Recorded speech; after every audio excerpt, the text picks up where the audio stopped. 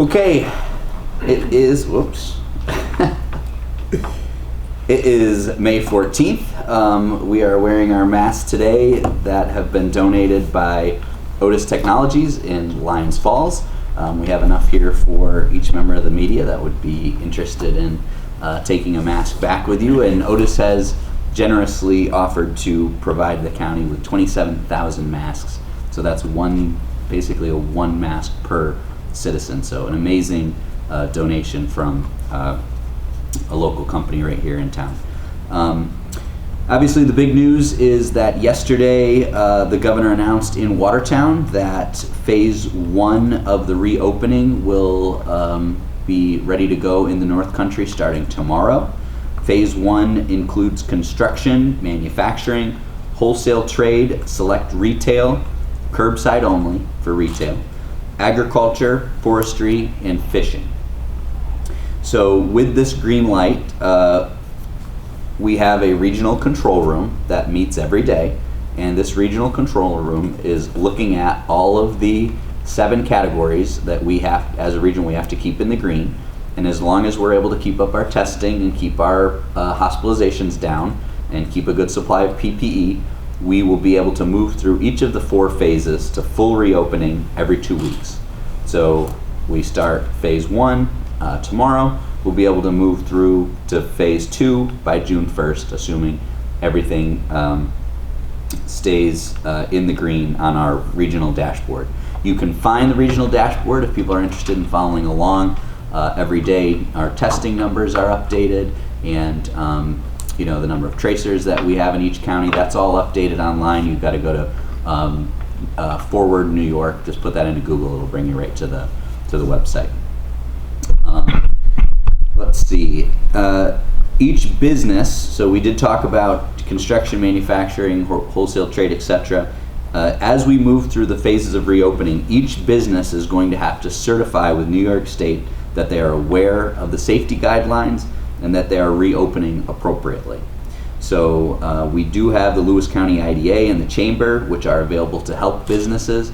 Again, the state has put all of that guidance online. For example, if you are a construction company, the guidelines for exactly how you should be having your employees behave, what they should be doing to stay safe, even as we move through the opening. So every business is going to have to go online and certify that you've read the guidelines, you understand what is supposed to happen, and that you have a plan to reopen your business safely. And I think safely is the key word here. So yes, we've hit the green light and we're good to go through some of the phases of reopening, but I think we need to be very clear and consistent in our message. There's a tendency, I think a lot of people are thinking right now that great news, Lewis County has beat the COVID-19 virus. That is not the case. We are in a slow reopening phase, and we still have to be safe. We still have to observe social distancing. We still need to be wearing our masks in public, and we still need to be washing our hands every day. This virus is not just going to go away. We are going to have to beat it by testing, tracing, and isolating, and hopefully, over time, we'll be able to isolate it out of our, out of our communities.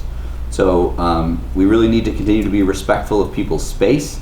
There's still, even though we're moving into phase 1, there's still no large gatherings. Gatherings are still limited to 10 individuals. And this is not a return to life as it was back in February or in 2019. This is going to be a slow process. We have to deal with some of these new normals, like social distancing and wearing our masks, at least through the summer. So I think we all need to be prepared that this is going to be a slow ramp down, just as it was a slow ramp up. I would ask for everybody's patience. I know as the weather's getting nicer, everybody's excited to get outside and enjoy, all the wonderful outdoor assets that we have in our region. But just be patient, and a reminder that a second wave of this virus, whether it happens in Lewis County or not, a second wave in New York State means a second pause.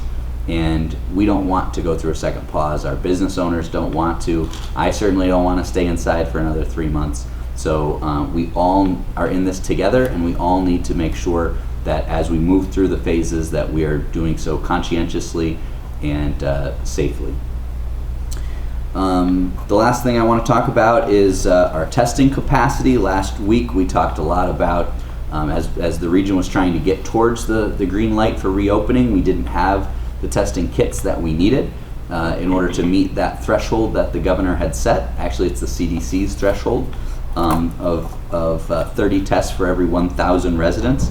However, last Monday we received 1,000 tests from New York State, and so we have obviously been able to increase our capacity, testing more at the nursing home and health system employees and our first responders. So I know that Jerry and Ashley have a little more to add.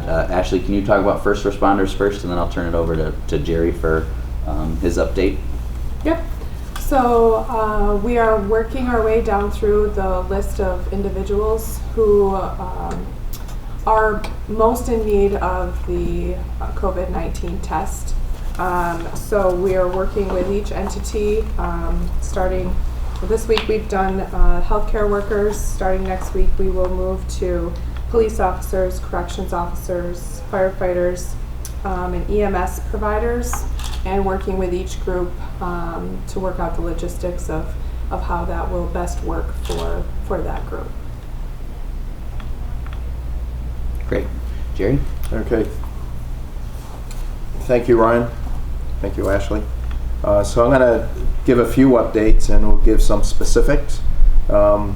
Brief update, elective surgeries are moving forward in a very positive way, and the clinical team is doing some outstanding work, and this week alone we will see over 30 elective surgeries, meeting all the requirements and directives set forth by the Department of Health.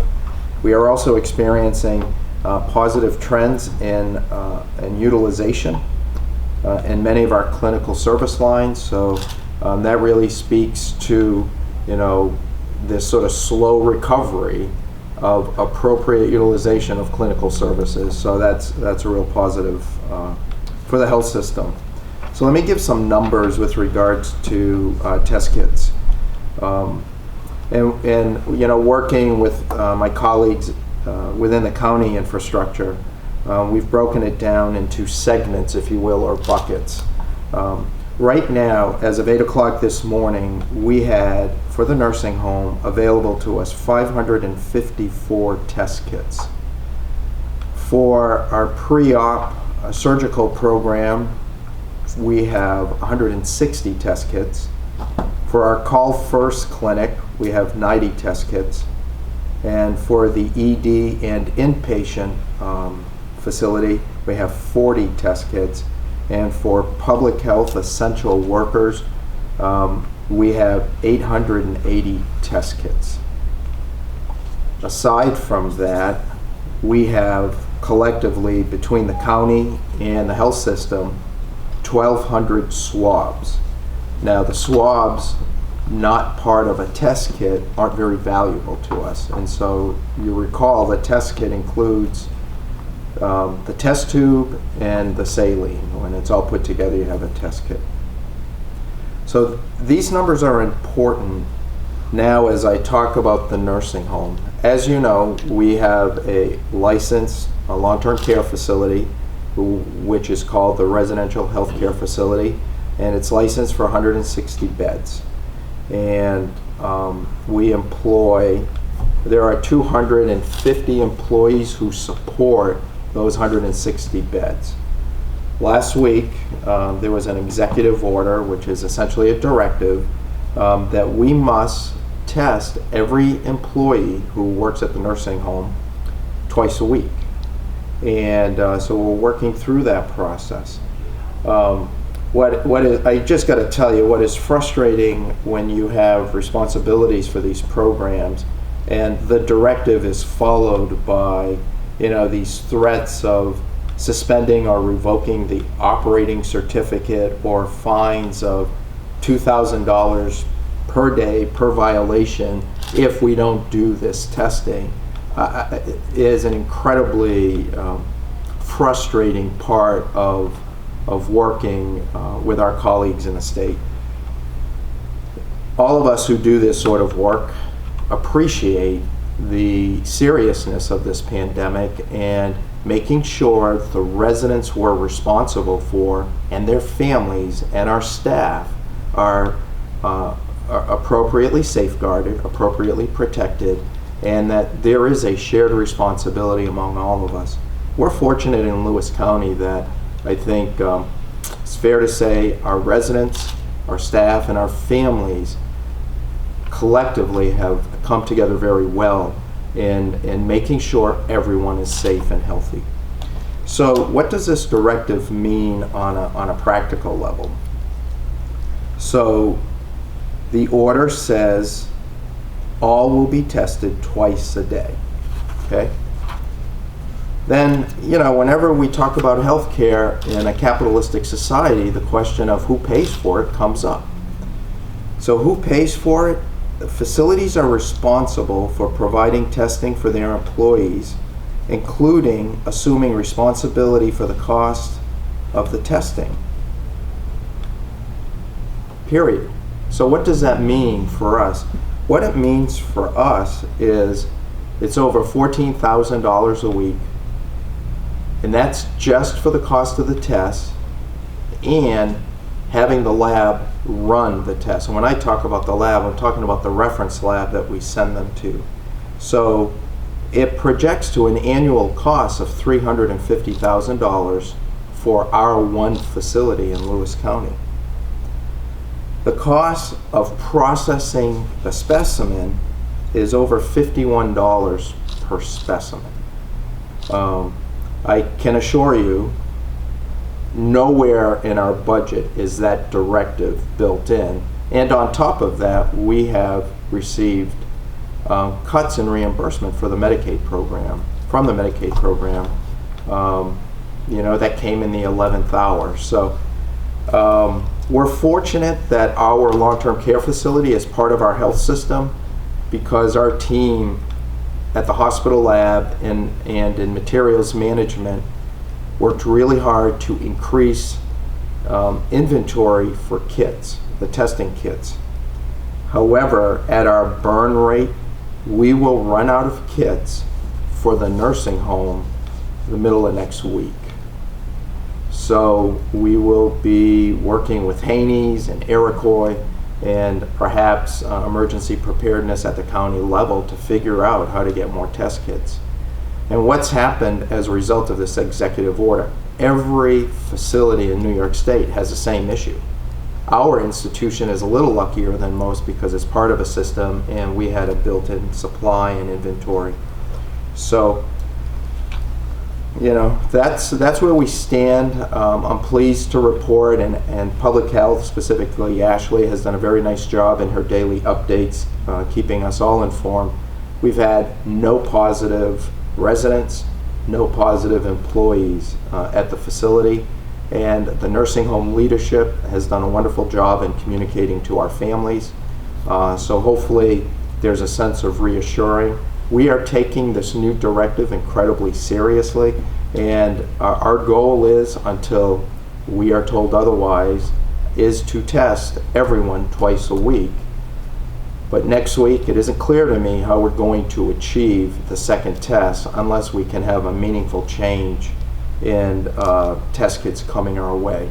So that would be my update for today. Ashley, anything to add? Nope. Okay, we'll take any questions. So Jerry, if the state supplies the test kits that you need, though, does that help with the cost? Yes. One, the state is not providing us with the test kits, okay? And the cost of the test kit is $3. The real cost comes in processing the specimen at the reference lab. And in the number I gave you, we did not include staff time for preparing the specimen to send to the reference lab. And the reason I didn't do that is, you know, every single day we have a certain built-in infrastructure to handle all of these things. So if I wanted to be inflammatory, I could have added it. But at the end of the day, that's our job. Just the cost of processing is huge for the facility. Now, $3 a test for the materials. When you're doing thousands of tests, obviously a lot of littles become big, but the meaningful cost is the cost from the reference lab. How about the labs? Can they handle, if every nursing home in the state has to run these tests two times a week, can the labs handle that capacity of running those lab tests? So, I can't speak specifically about the reference labs, but what I can tell you is as we are doing our elective surgeries, there were a couple of days this week, in the 11th hour, we got the negative COVID test result for the person who was going to be having surgery. That's why, ordering an analyzer, which allows us to do local testing for the preoperative cases, is crucial. So I think there will be a struggle because we've just added a significant number of tests into the testing processing line, so the queue has gotten very large. Now, so the next question would be, have we gotten the analyzer yet? And the answer is not yet. The communication we received when we placed the order, it was going to come this week. Today is Thursday, and as I shared with Nick in an earlier communication, we have received nothing that would suggest we wouldn't have it by week's end. But I would also say supply chains have been very challenged during the pandemic process. I would not be surprised if there was a delay. So, we're anxiously awaiting receiving the analyzer so that we can make sure our preoperative work is taken care of. But even with our machine, we're going to need, an adequate amount of reagents for us to test locally. So that would be a great help in reducing the cost. However, now we have a full court press on trying to drive test kits if we're going to sustain 2 times a week. So what are the numbers? We are testing 290 people with each series, of tests. So times 2, just shy of 500 tests being administered a week for the staff at the nursing home. So that gives you a sense of magnitude. So basically 2,000 tests a month. You can see how very quickly it increased. And it's not just us, in the county we have, assisted living facilities, we have enrichment homes, there are a whole host of other organizations within Lewis County that need to have these tests administered as well. So I think that is going to be something collectively we're going to have to be mindful of over, the next week or two, and make sure that collectively we as Lewis County are able to make sure we're able to follow this directive until such time it changes. So if the cost right now is $14,000 a week, you estimated for the testing for the staff, how would that reduce when your analyzer is online? Have you figured out the difference? No, not yet. It'll clearly be reduced, but we haven't done that yet. I mean, we've been more focused on having clear understanding of segmented inventory, coupled with very, very early on realizing if we don't get more test kits in, we are going to be unable to meet this directive. Other counties qualified to reopen before we did, and they met the testing criteria, so they had enough kits, swabs, whatever it was.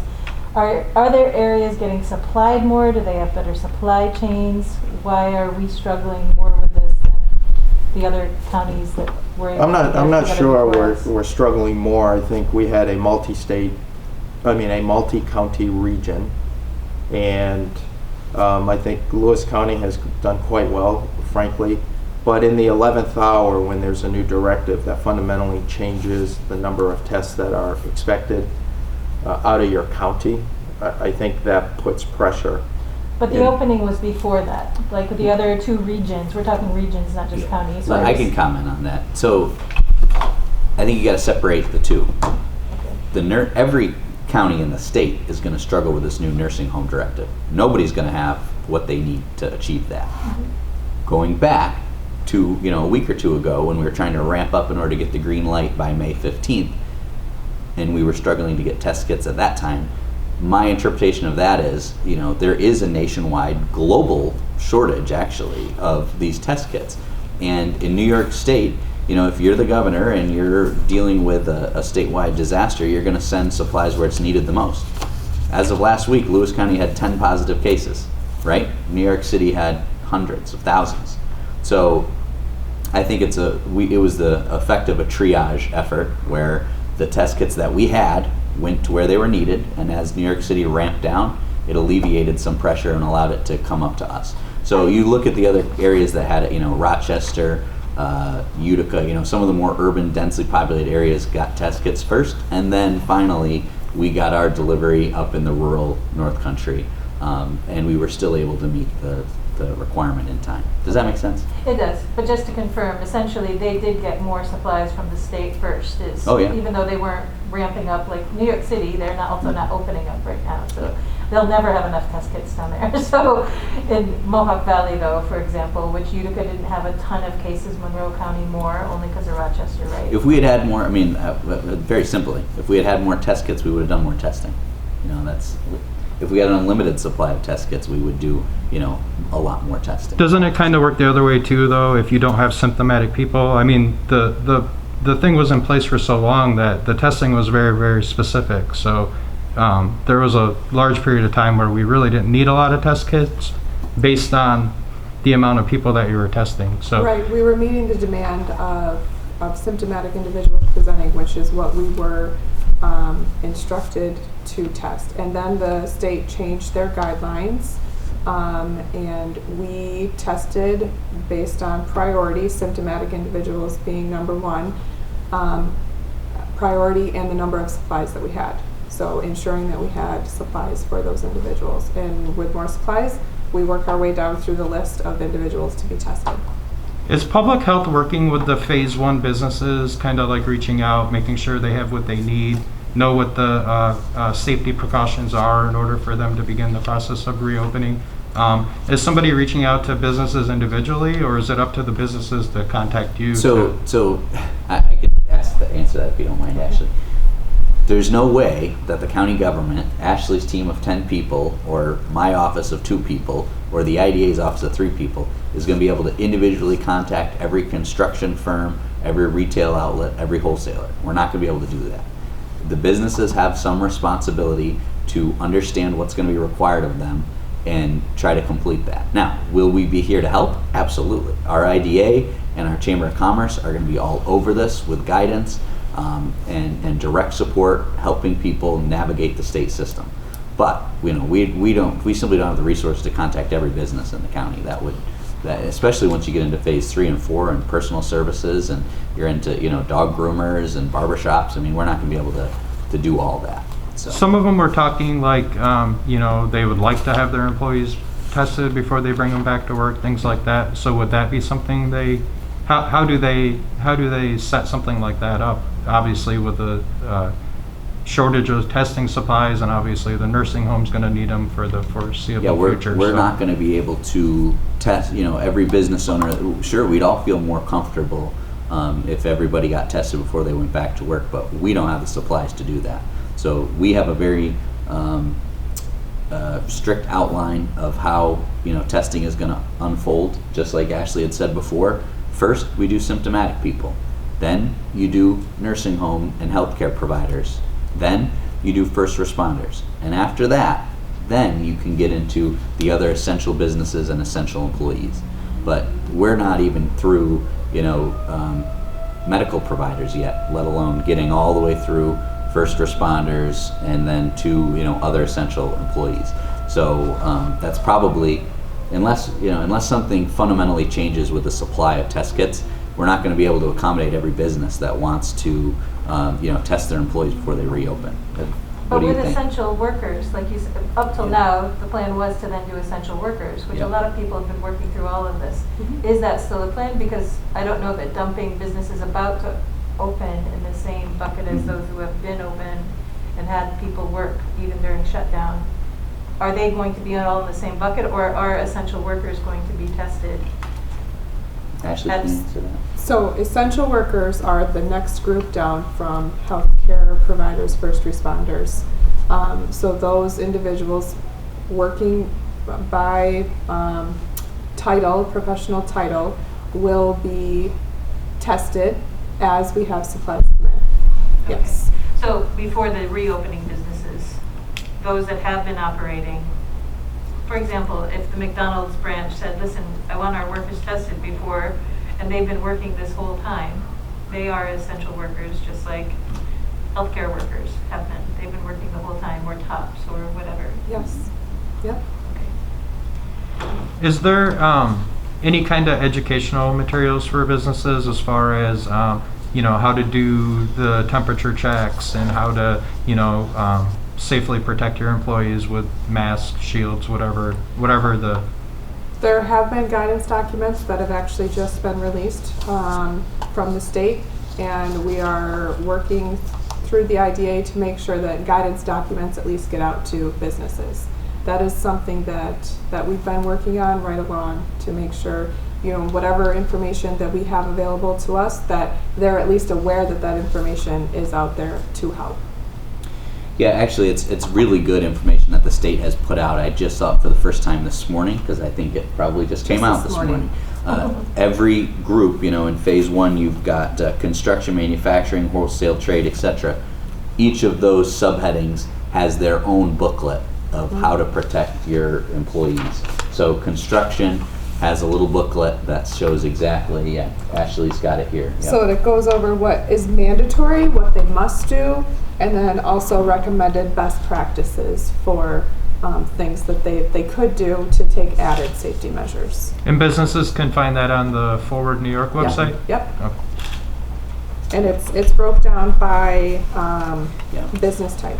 So we're getting a lot of questions about what category will my business be in, my organization. I think the main message to that has to be, the state is coming out with guidance day by day.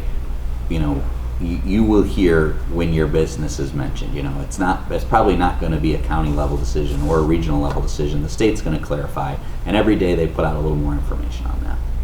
Are businesses allowed to open full staff, or is everyone still at half staff? Like when things closed, even everybody had already cut their business staffs by 50%. So social distancing still needs to be observed.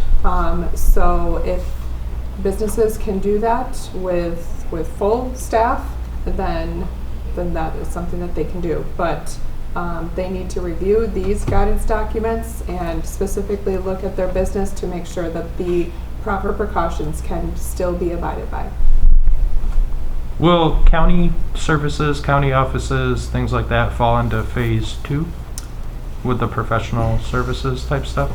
To be determined. Probably likely, some of phase 2, some of phase 3, depending on the level of interaction. I think the DMV is the one that everyone's most anxious to know about. That will be a statewide DMV decision. So they're not, not each county is going to make a decision on when to open the DMV. But a lot of our, departments that do basic, interactions, transactions, they'll phase up slowly, probably through phase 2 and 3. And as far as the board did have a special meeting last night where they approved the memorandum of agreement with the CSEA union for the furloughs. Mm-hmm. Can you speak a little bit to how many volunteers you've accumulated so far with furlough numbers? And No, I can't speak to that yet because we are asking volunteers to submit their name to the department heads by 1 p.m. today. So in about an hour, I'll have a better idea. There's been a lot of talk, and I think, I sat down, the HR department and I did Zoom meetings every half an hour all day Tuesday, and so people could sign up and chat with us and ask questions. And we had great attendance, from all the county employees on those calls. So I think our employees are well informed of what we're looking for. They're well informed of the benefits that they'll be eligible for should they volunteer, and we'll have a better idea of what that will look like later today. okay, and you'll share that when that's available. We'll share the final number. Probably, not the names, but the Well, number. right. And that will be taking effect on Monday, Yes. the furloughs? Yeah. And then they'll run through July 31st? They can run up to July 31st. We will recertify the furlough with the union every 2 weeks. In the shared work program, can you just explain a little bit how that will work? Yeah, so the Shared Work Program is a new program by the Department of Labor in New York State. Basically, it's a program that encourages businesses and organizations like ours to find a way to reduce hours without actually laying people off. So what we'll do is, once we have an idea of who will volunteer to be furloughed, we'll split our units into work groups, and those groups can have their hours flexed by their supervisor as we see our revenue come in. So as we get more information about our sales tax numbers from March and April, as we get more information about what type of state budget cuts we can expect, we will be able to flex some of employees' time up and down, 80%, 60%, back up to 100%, depending on the workload, depending on what our revenue looks like. It just gives us some flexibility to make sure we don't overspend going into a revenue shortfall towards the end of the year. So that's what that program will look like. And have you received a preliminary look at what the April sales tax figures were looking like? Preliminary, yes. Preliminary, I believe it was down another 26%. So we're down 33% in March and 26% in April. But you got to understand, the data that we get is staggered. So some of March's numbers also include some of February and some of April. Some of April includes some of March. So, we won't have a clear picture of what exactly was spent each month until probably into June. The shared work program, though, the board didn't approve that this month. They didn't sign on for that, just the furlough. Right, just the furlough, yep. So So that's phase 2. There was another case of COVID in Lewis County announced today. Mhm. I believe the last case was at the Kraft plant. Was this also at the Kraft plant? No. I also just wanted to ask, so now that we can reopen, and I guess what is the next step, if any, from here? Is it simply the businesses getting their plans ready to go and registering, or acknowledging we've seen it, and I guess, just take me through what happens from here now that we've got the green light. Sure. So starting Friday, we are cleared as a region to begin reopening phase 1 businesses. So those businesses that qualify for phase 1 really need to go online now and look at the state's guidance for each business. It's really broken down by construction, manufacturing, wholesale, retail. Find your business on there, and there's going to be a whole list of things that you're going to have to do to comply with the state's guidance on this. So it's not just reopening back to life as it was in February. This is a reopening with conditions. And so each business is going to have to understand those conditions. They're going to have to sign off that they've read these conditions and that they're aware that that's how they need to be doing things. And they have to attest that they have a plan in place in their business for reopening.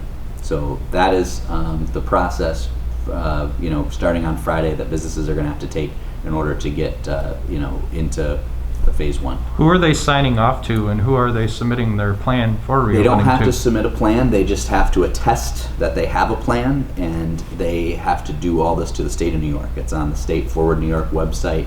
It just went live this morning, so I haven't had a chance to go through and click. I'll probably go through and pretend I'm a construction business and click each one just so I can learn about it.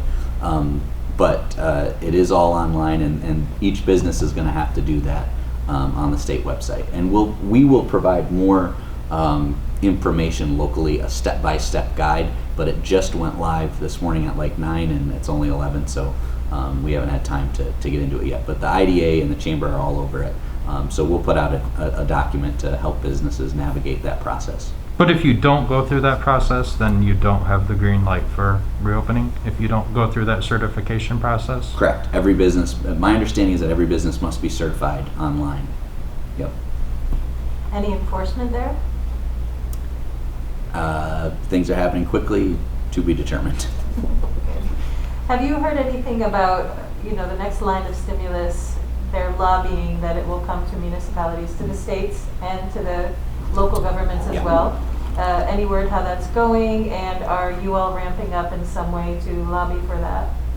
So we have been lobbying all along. I mean, I think I've been very vocal and clear that, localities that are facing this disaster of COVID-19 need assistance.